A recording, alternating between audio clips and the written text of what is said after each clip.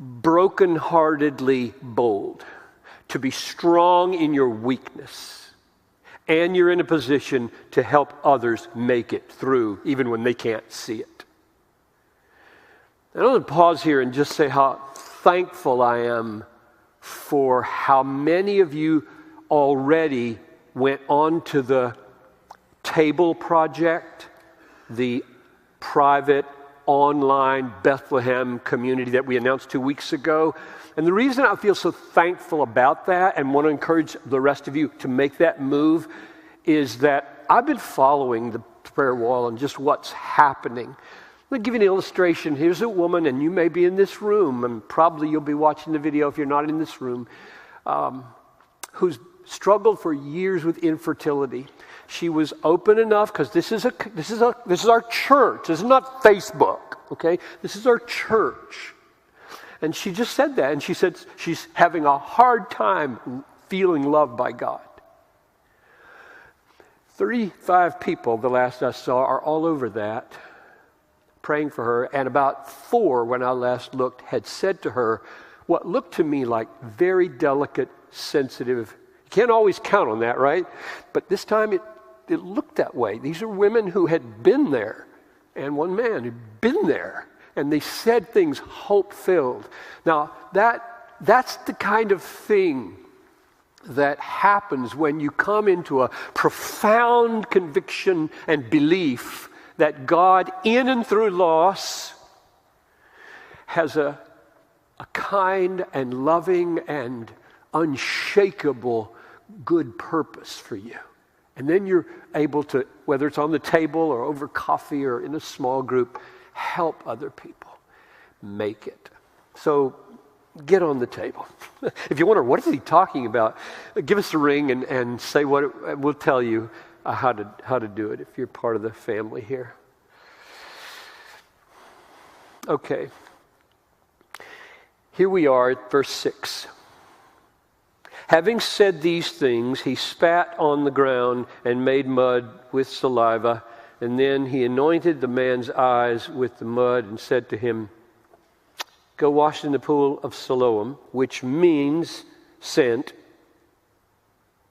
So he went and washed, and he came back seeing. Let me give you an observation here that sets the stage for everything else that happens in these 41 verses of this chapter. The observation is this.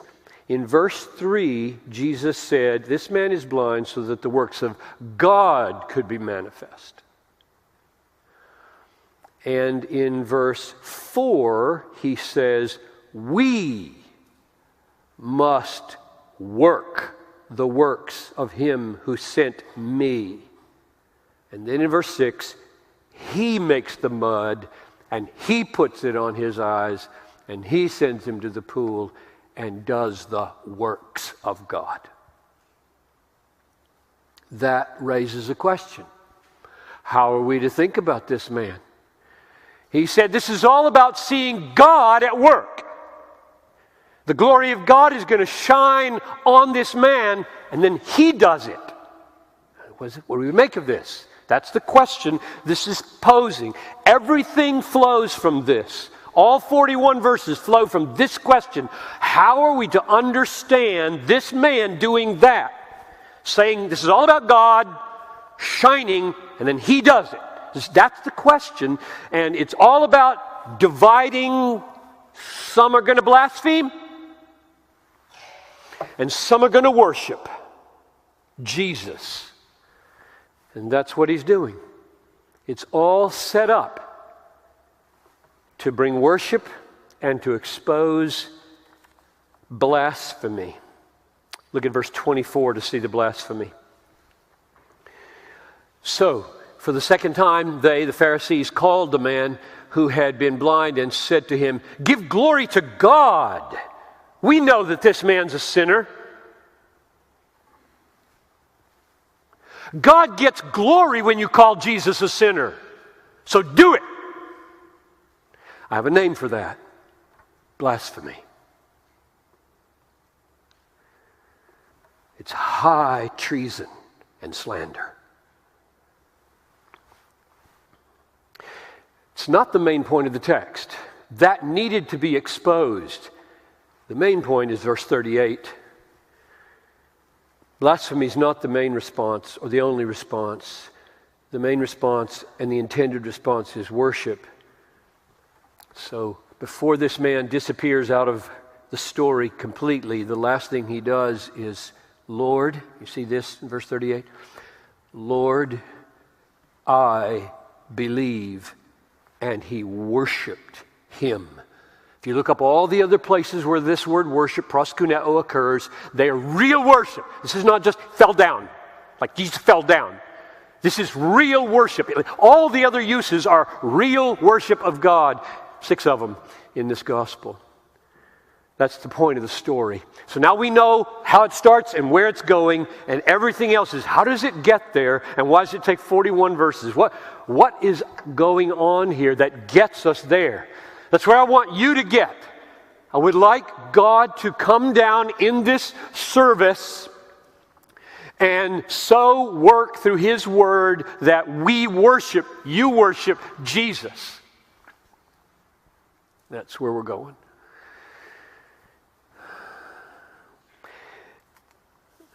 It's a little foretaste of next week. We stopped at verse 38. There's one more paragraph, and it's all about real blindness. You thought we saw blindness? We haven't seen blindness. We start to meet blindness, and it isn't the beggar who has it. That's what's going on. The blind see, and the seeing are blind. That's the movement. Because John 1:14 says, we beheld His glory, glory as of the only Son from the Father, full of grace and truth. That's what he finally saw, and he worshiped. If you see the glory of the Father incarnate in a human being, you worship.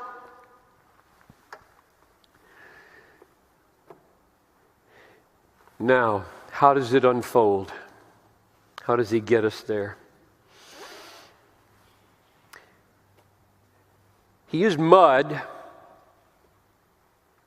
healed him with mud. Why? Could have said, eyes open, and they would have opened. He's done that. He used mud and spit. I have a lot of ideas why. I'll just give you the one that's most obvious in the text, least controversial. I think it's manifest. Namely, he used mud because he knew it was Saturday. Sabbath. And it's against the law to knead dough or clay or mud. One of the 39 interpretations of the Pharisees as to what it means not to work on Sunday was you can't knead dough. And the word for dough is identical, pelon, to the word mud or clay. Like brick masons, hey, give me some more mud. And all they mean is a big clump of moldable cement. And women working with their bread, because they could call it mud, they usually don't. But it's the same word. He knew exactly what he's doing. I'm going to break the law. I'm going to do it in a way that breaks the law. The law as the Pharisees understood it. Why would he want to do that? Because he's the Lord of the Sabbath and he wants to show that he is. Or to show what the point of the Sabbath is. Rest. Why? Why do you need rest? Healing. If you don't rest, you die. Rest is weekly therapy for dying bodies. Get well. Stop working. So I'm just really illustrating with this. What else would you do on the Sabbath but make eyes see? Especially if you're God and you want to show that you're the creator and sustainer and healer. But I don't think any of those is the main reason why he did it. I think the main reason was to trigger the controversy. I mean, when you look at this story, the story is over virtually at verse 6. Everything else is controversy. Isn't that a little bit disproportional in the gospel? Like if you're writing this story, it's a magnificent ending. He sees and it's clear God has worked. His glory is manifest. That was the point. On to chapter 10 and the shepherd. No, 41 verses of controversy. That's what he was about. He knew exactly what he was doing. He was going to unleash a controversy over this man's healing by doing it on the Sabbath. Because, and we learned some things, little by little, through 5 conversations, this man's eyes get clearer and clearer and clearer. And little by little, the blindness of the Pharisees gets darker and darker and darker. And Jesus divides the house with the controversy to make the darkness of their hearts plain and to bring this man to stronger and stronger faith and more bold witness and greater sight. It is amazing by the end of this text what a beggar is doing with these Pharisees. Stunning. This man knows nothing, right? He's a beggar. He hasn't had a chance to go to school or anything. All he can do is say alms for the blind, and he's silencing the Pharisees.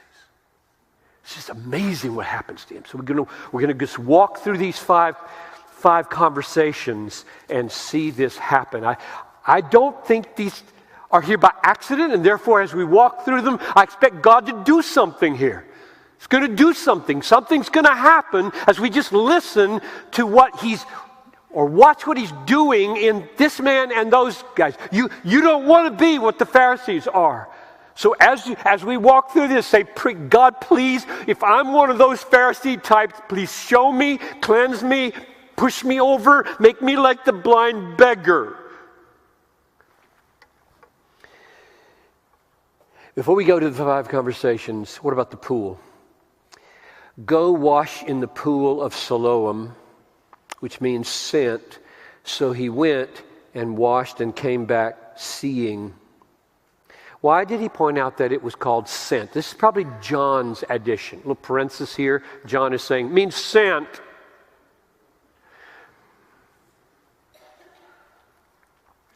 But no doubt reflecting Jesus' intention. That's the way John writes. Get Jesus right here. So there's something in Jesus' mind and John's mind as he writes this that makes the place of cleansing and healing and seeing more appropriate. And here's my best shot at why he pointed this out and did it this way. If a pool is called sent, what would that mean? I think it means, it's the best, all the reading I've done, the best proposal. There was a spring probably elsewhere, and it was brought in, the water was flowing through some kind of viaduct or stream to the pool. The water was sent from a spring to the pool. This pool wasn't the originator of the water. The water was coming from a spring outside the city or over there, and it was flowing, and here's where it gathers. Here's the pool.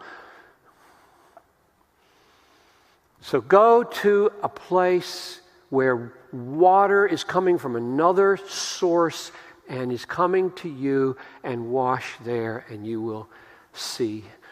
And we know that Jesus in chapter 4 with the woman at the well called himself the living water. And we know that right here in verse 4, he says, we must work the works of him who sent me. Right after saying him who sent me, then in verse 7 he says, and that pool is called sent. So my guess is that Jesus means for us to see that water in comparison with himself And that water, in the context of John, is living water, life-giving water, which says, underneath your cleansing, underneath your seeing, is your new life. And what we watch unfold in this chapter is how the new life of a baby Christian who just received his sight grows into something amazing. Conversation number 1, verses 8 to 12. It's between the man and his neighbors. They were arguing about whether he was the beggar.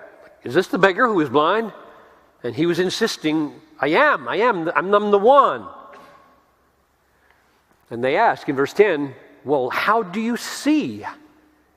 And he answers, verse 11, the man called Jesus made mud and anointed my eyes. So what does he call him? The man. All right, that's where he is. That's where he is. In his seeing, he's now the man, Jesus. I know his name. That's all I know. Man, Jesus. He did it. And that's where he started. Conversation number 2. Verses 13 to 17 is between the man and the Pharisees. They too ask him, beginning of verse 15, how can you see if you were blind? And he tells them, end of verse 15. And then they're divided. Just like the neighbors are divided, they're divided. He can't be from God. He broke the Sabbath. Or, how can he not be from God? Because he just, it looks like, gave sight to a blind man.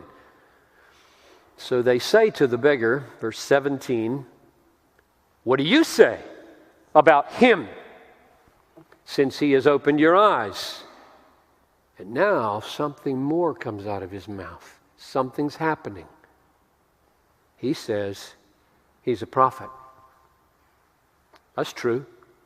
Certainly not the whole truth, but that's more than he's a man.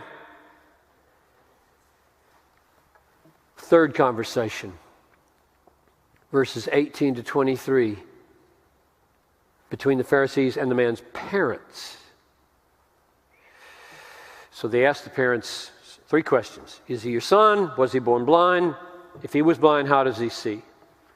And they answer, verses 20 and 21, well, he's our son, and he was born blind, but we don't know how he was healed. And John, the writer, says in verse 22 that the reason they said that was because they were afraid of the Jews. And I don't think the point here is mainly to be too hard on them, but mainly to throw into stark relief how amazing the fearlessness of this beggar is going to be. If the parents, who had had eyes all their life and didn't have to sit on the edge of the road and just beg, are afraid, you surely would expect a man who had been blind all of his life and only in the last few hours has seen a human form and has been an ignorant beggar would also be afraid. And if he is, it doesn't show. What he becomes here is most remarkable. So I think the point of the conversation with the parents is first to confirm, yes, that's our son and he was blind, and so this is a real miracle. We don't know how. And to throw into relief how amazingly bold this beggar is going to prove to be in view of the parents' fear. Now, just a little nice thing to say about the parents. I was talking to John Knight about this. You know, this story is about the man, but every disabled child has parents. And it's as big for them as it is for him, maybe bigger. So I don't want to beat up parents. I don't want to, oh, come on, you wimps. It's not the way I'm feeling. And here's one of the reasons I don't go there. They are acting here exactly like who in chapter 3? Nicodemus. He came by night. He was afraid. He was a Pharisee, and if he had been seen in the daytime coming to talk to Jesus, to ask about the new birth or to ask about the kingdom, he would have been what happens here. But where do we find Nicodemus in chapter 19? Visibly taking the risk to buy 75 pounds of perfume to put on the dead body of Jesus. That's where we find him. Something had happened. So I want to be very careful I don't assume these parents aren't going there. I assume they are going there with their son, but they're not there yet. He's going way faster than they are. And doesn't that happen? Doesn't that happen? We Christians are so different in how quickly we mature, how fast we become bold. And some people take decades to discover he's worth everything. And others, 1 week. And they're ready to lay down their lives for Jesus. Conversation number 4. Verses 24 to 34. This is the longest one. And here we see the full-blown courage of a beggar, a mere beggar, standing up to the most religious, most educated people of the land. And we see here full-blown blasphemy in response to that kind of courage. So verse 24, give glory to God. We know this man is a sinner, so join us in blasphemy. Or we'll excommunicate you out of the synagogue. That's not like being excommunicated out of Bethlehem. Because you know what happens if we do discipline on an unrepentant person? They go join another church. In spite of any letter we might send, there are churches of all kinds. Just move on. That can't happen here. When you get kicked out of a synagogue, you get kicked out of Judaism. This is life. It's like you're a Muslim, everybody's a Muslim. You can't be here as a Christian. It won't work. This is huge. Don't hear, we'll kick you out. We will get rid of you from the synagogue. That means you're out of the community. This is huge, what this man was standing up against. He says, and this is his most famous sentence. People all over the world know this sentence, even if they don't know the Bible. Verse 20, is still 24. Whether he's a sinner or, I don't know. One thing I know, though I was blind, now I see. Now I hope you feel something here. You don't think of yourself as a theologian. You don't think of yourself as a scientist.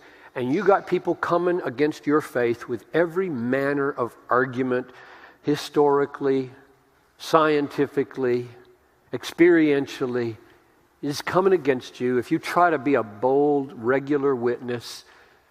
And I want you to feel the power of this. A personal testimony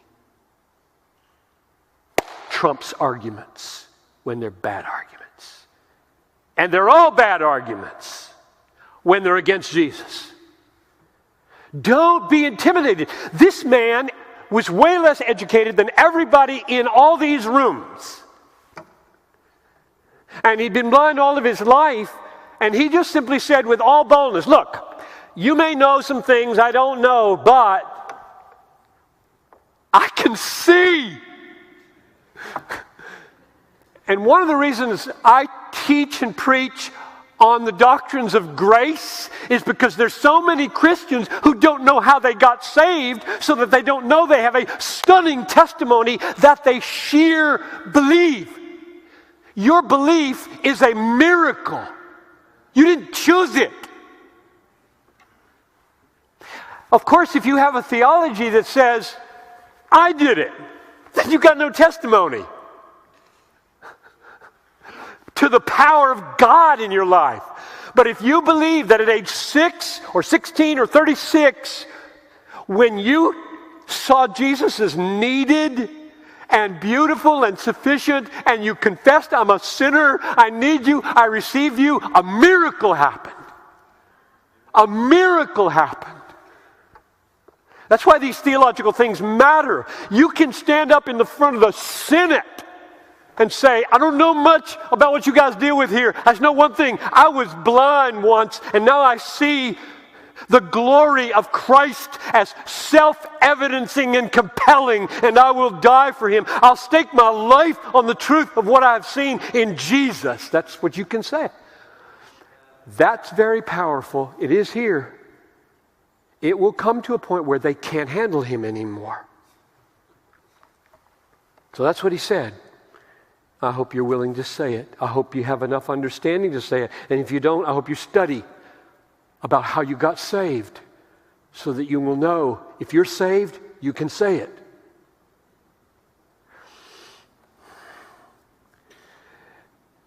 His courage becomes scorn. Verse 27. Why do you want to hear my story again? You want to become his disciples?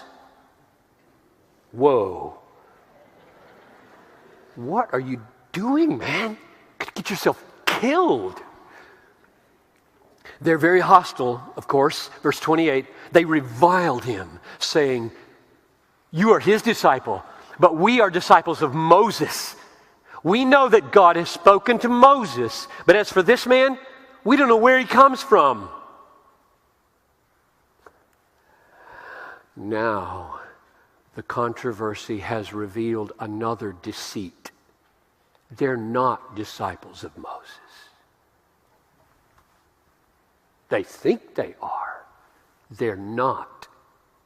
Because Jesus said in John 5:46, if you believed Moses, you would believe me, for he wrote of me. You don't know Moses, and you don't know God. You talk about Moses, you read Moses, you talk about God, you read God's word, and you don't know God. Because if you knew God and you knew Moses, you know me. So again, the controversy is revealing what's really going on in here.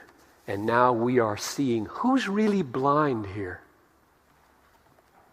They take the first 5 books of their Bible and they do this. And they don't see anything. They're blind. So we're watching a man whose sight is becoming clearer and clearer and clearer, and courage is becoming stronger and stronger. And we're watching these Pharisees reveal more and more blindness. You don't want to be a part of that.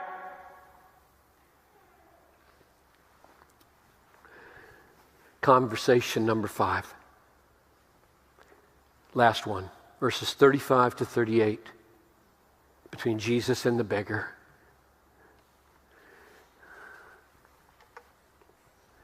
After they cast him out.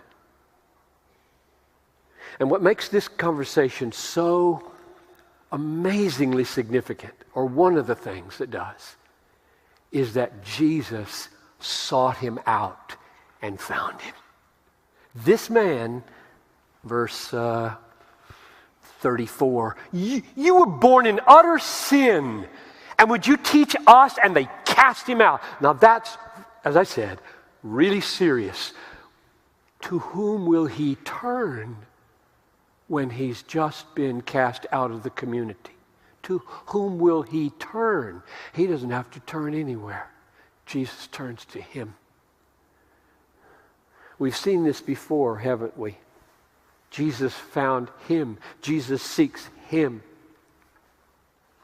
And here's what they say, verse 35. Jesus heard that they had cast him out, and having found him. So I'm going to put in a little parenthesis here.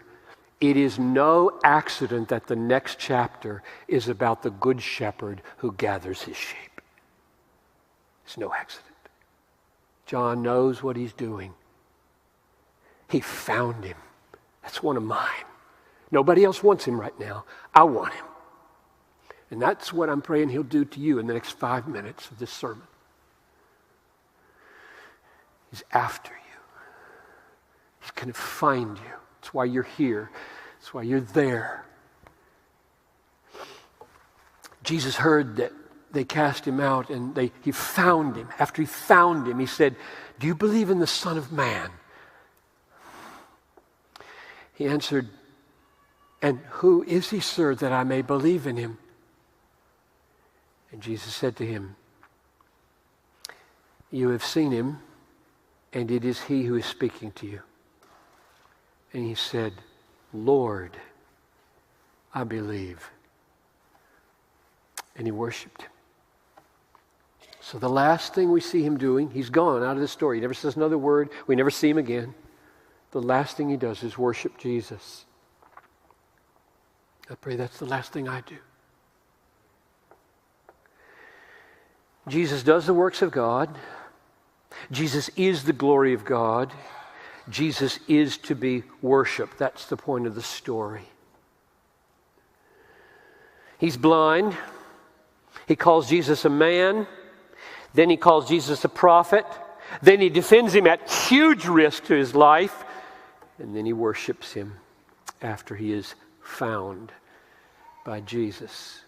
Jesus came into the world to seek worshipers. That's why he's here on the planet. Came to seek worshipers. Chapter 4, verse 23. So I'm going to close with 4 questions for all of you. And then 3 statements to encourage you with the answers to the 4 questions. And I'll just give you the questions, won't make any comments about them. Question number 1. Do you worship Jesus? I'll give you just a moment. And what I want you to do with these questions is not talk out loud, but in your heart, just answer them. Answer them. Say yes or no to Jesus. Do you worship Jesus? Number 2, do you find your worship of Jesus deepening or weakening in the midst of threat and danger? Like this man. What a miracle. You think seeing is a miracle. A beggar courageous enough to get stronger and stronger as the opposition intensifies? That's strange. Number 3, does your worship falter and flourish when your family is fearful or unbelieving? Kids, parents, brother and sister, does your worship of Jesus flourish or falter when family members are unbelieving? Number 4, do you confess him openly and defend him with your simple testimony? No big apologetic reasoning. Some of you are called to that, but most of you aren't. You're just called to be witnesses. You see a car hit a person, you can be a witness. You don't need any education at all. I saw. 95% of Christians are saved that way. No big argument, just I saw. Finally, I saw. I was reading my Gospels and I couldn't resist this man anymore. He was real. He's real. He's true. He's exactly what I need. He's what the world needs. He's real. This is not made up. You saw. And so I simply ask, do you confess him openly and defend him with your simple testimony? I was blind and now I see. And then 3 statements. Don't want to leave you with questions. I want to leave you with strong statements of biblical truth. Number 1, God has wise, good, Christ-exalting purposes for everything that happens to you. God has wise, good, Christ-exalting purposes for everything, good or bad, that happens to you.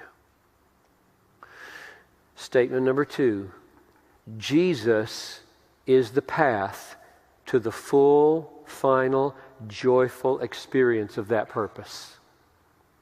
Jesus is the only path to the full, final, enjoyable experience of that good purpose. You won't get it any other way. It's through Jesus.